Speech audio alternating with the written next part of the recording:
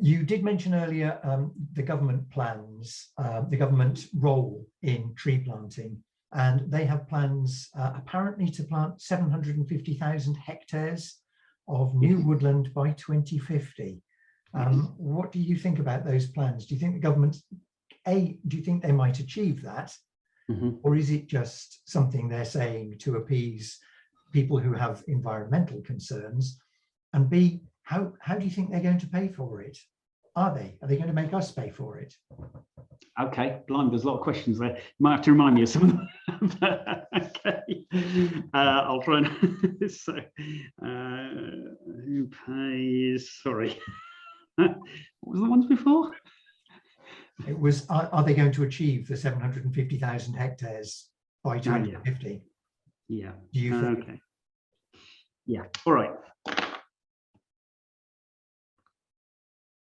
I can almost turn that around and say that's all one question. And the answer to which is, if they pay for it, then they'll achieve it. So we can do this. I have absolutely no doubt that we can do it. It's just, are we prepared to do it, and in what way? So, first of all, I would say I'd be very, very wary of trying to do this on the cheap, because it will actually be the most expensive way of doing it, which might sound absolutely bizarre, but that's what I mean. So, cheapest way of doing this is to buy up all the rubbish land, land at the top of, I don't mean to, very adverse conditions, and plant trees on it. Why is that cheap? Because that land doesn't cost hardly anything to buy that land. Very, very low cost. Okay, but in terms of the benefits that it will give you, it's appalling value for money. There's a fairly good chance if you do that, there won't be any trees there in 2050, as I said, because they'll have all blown down, drowned, whatever, and we won't be contributing to the goal of trying to hit this thing called net zero by 2050. So net zero is the idea that the amount of greenhouse gas emissions from the UK is balanced by the amount that we pull out of the atmosphere through things like tree planting, so that net we're not any longer contributing to a warming world. So that they won't. It's not cheap when it fails, and we know this through life in 101 contexts. You buy a cheap toaster and next year you've got to buy another one, and the two toasters now cost more than a good one that you should have bought the first time, and what is the solution? Yes, I'm interested in what is the solution. It's how are they going to, what's the way to do it right, Ian? Yeah. Okay. So again, it's this need to recognize that the world is not a flat billiard ball, that doing the same thing in different places produces radically different outcomes. Don't plant trees on the top of mountains because they'll blow down. So do plant them in places where they will still be thriving by 2050. They'll still be pulling that carbon out of the air.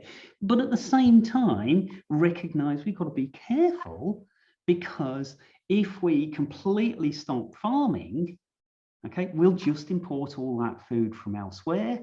And if we're cutting down the Amazon to deliver that food, we're actually putting more carbon into the air rather than less.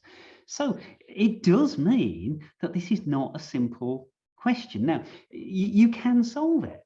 I absolutely guarantee you can solve it, but you can't solve it with back of a fag packet rules that just say plant it on the cheap land. Okay.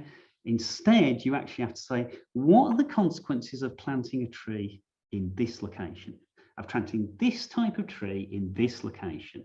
Let's think of all the benefits we get out of it, but also all the costs. Let's not shy away from any of it. Okay, so recognize that it will store carbon and that sort of stuff. Work out how well it will grow. We know all this stuff. This is not rocket science. We know how we know how an amazing variety of species will perform in every location across the whole of GB. We already know that.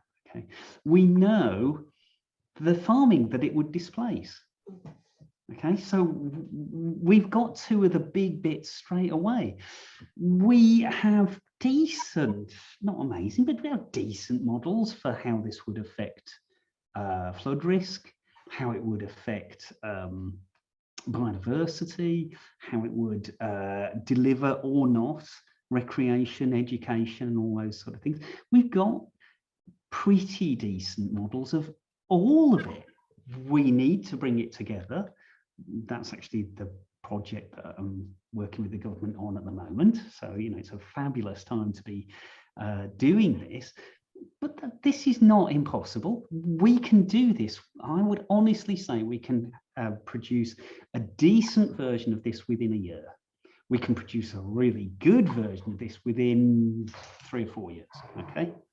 And a decent version within a year is all we need to start, because we'll just start on all the places that are definitely really good place to do it. You know, we don't have to take the really difficult decisions right now. Okay, we can start with the easy stuff. So we can actually do this. We can achieve that 750.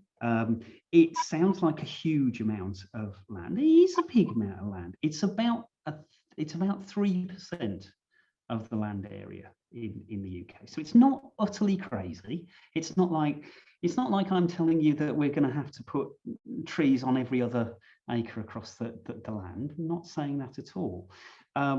But it is a substantial amount, and it is very, very well worth getting this this decision right. Okay, because it will last for a very, very long time. Okay, who pays? Who pays? Good question. Nobody likes answering this question. But ultimately, who's going to benefit from this? All right, who's going to benefit from a better climate, lower flood risk, higher ability to improve people's health through recreation, improving biodiversity? Who is it? Well, it's all of us. It's absolutely just about it's absolutely all of us. Yeah. You know. And who's going to undertake this work? Well, that's a much smaller group of people.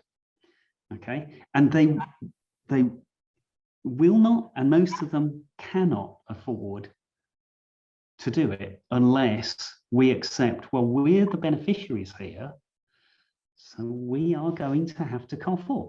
But you're looking at amounts of money that are not at all major.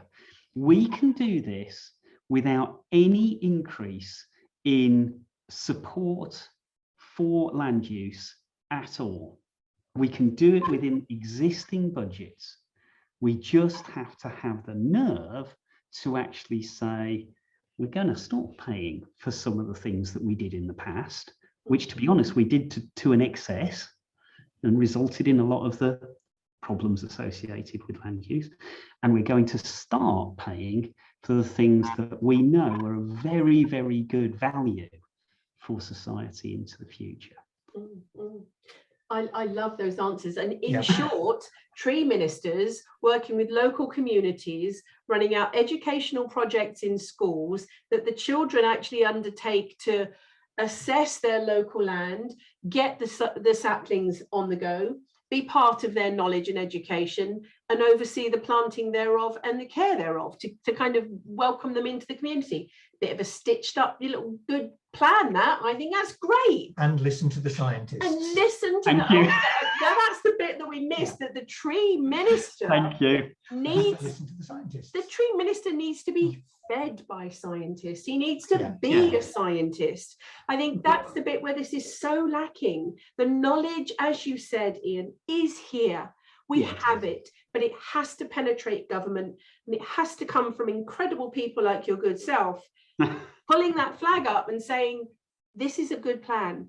And it is a great plan. I Thank you. very much enjoyed your layout. Simon, over to you. Can we just, but yes, don't listen to just one voice, honestly. You know, so what I'm trying to argue for here is to say there are many players here, you know, and don't just say, right, we do what the local community says, because if you only do that and you don't listen to the other voices that make up society, and you don't recognise, for example, the vast majority of land is privately owned in this country, and that's not going to change.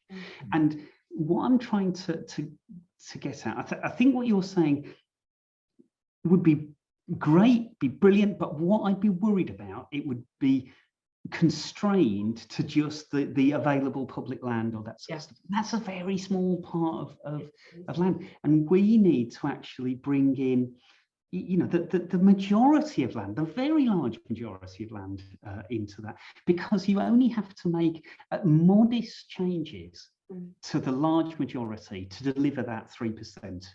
And am I right in saying the largest landowners are, is it the Crown and the Church? The Crown and the Church? Yeah. I mean, the Crown owns a massive amount of land. Quite a lot of it is not suitable for trees. Okay. So, for example, they own everything between low tide and high tide. It's not a good place to plant trees.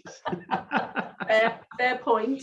But the Church is certainly a player here. Yeah. All of these, absolutely. But I still want us to try and use. We spend £3 billion, 3,000 million pounds every single year on agriculture, on supporting agriculture. Okay.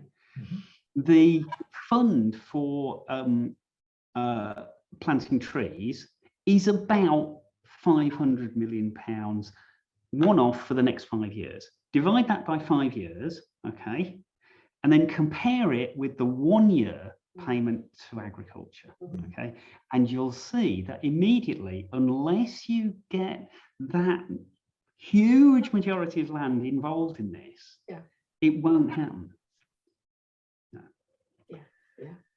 Excellent. Well, that's a very positive note on which to end this. So, Professor Ian Bateman, thank you very much for joining us in this Trees Are the Key Awareness Week. I hope we'll be able to get you back for another interview, maybe next year, maybe sooner than that. Well, absolutely. Once you get me going, it's difficult to shut me up, really. But you know what? The thing I've loved about this interview, Ian, is your positivity through this. You're a provider of solutions, and I love the fact that you want all of the actors in the arena to have these discussions, and that's what Trees of the Key Awareness Week is about. It's about starting key conversations in your own head as a first person. Your own mental health and well-being can benefit. In fact, following this, we're going to make a cup of tea and sit in the garden for 10 minutes. But starting there and then going out into the wider field, going out to your workplace, your community, your council, and further up the tree. There are solutions out there, and I believe, like you do, we need optimism to continue to drive them. Thank you very much for joining us today. I really enjoyed it. It's been a pleasure.